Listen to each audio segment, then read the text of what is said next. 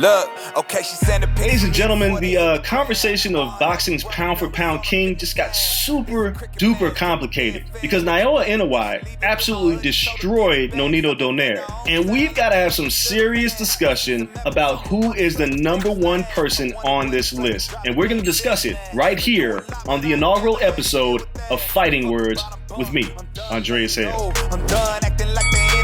Now, did you see it? Did you see what Inoue did to Donaire? Look, this wasn't just a knockout. This was taking a future Hall of Famer out to the woodshed and putting him out to the pasture. This was rough. Inoue and Donaire had a hell of a first fight. It was a fight of the year contender. Donaire lost, but people wondered, did he still have enough in the tank to give Inoue, who was already on a lot of people's pound-for-pound rankings, did he have enough to give him a run? Well, the rematch happened, and Inoue went out there and absolutely destroyed Donaire. Second round knockout, 3 titles at 118 pounds. Now, if you take that and Canelo Alvarez's loss, we gotta have some conversations about who sits atop of this list. There's 5 names to discuss. Still, Canelo Alvarez, considering all the things that he accomplished. There's Alexander Usyk, who was the undisputed cruiserweight champion and is now a heavyweight champion, a unified heavyweight champion after he beat Anthony Joshua. There's Terence Crawford, the former undisputed champion at 140 pounds and the WBO welterweight champion. And there's Errol Spence, who holds all the other belts at 147. And then there's Naoya Inoue.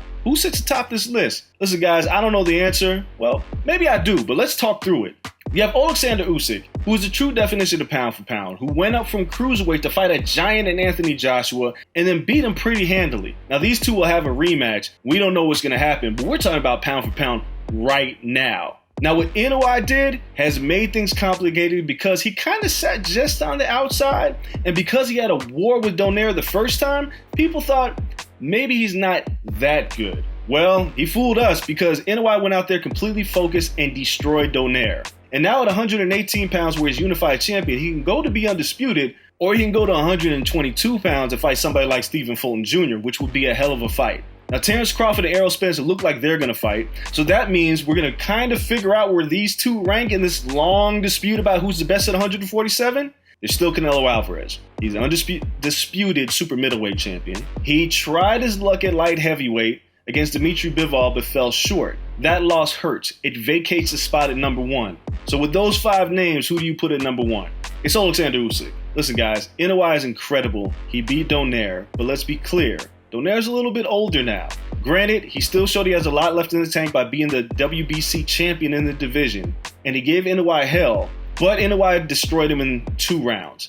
Now, what Alexander Usyk did in the cruiserweight division, he did it kind of with ease, and then he moved up to heavyweight. Beat Derek Chisora pretty handily, but what he did to Anthony Joshua to become a unified champion in the land of the giants should mean something, and that's why he still sits atop my list. Now, the other 4, you can kind of shuffle them around. Look, I don't care if you put Terence Crawford or Inoue at 2, doesn't matter. They both are deserving of that spot.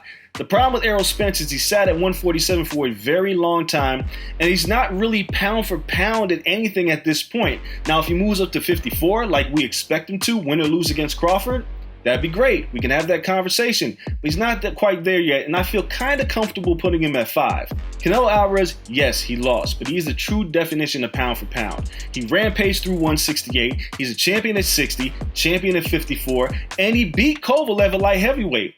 But he bit off more than he could chew against Bivol, which opened the door wide open for somebody else to take that top spot. He slides in now at #4 and will have to redeem himself, not against Golovkin, because a lot of us expect him to win, but he's going to have to do it again against Bivol. The fact of the matter is this: Naoya Inoue is probably the least well-known of all these fighters I just mentioned, but he's given Usyk kind of a run for his money. If we're talking about who's the #1 pound-for-pound fighter in the world right this second, it's Alexander Usyk. With Inoue, you're right there, buddy. You're right there.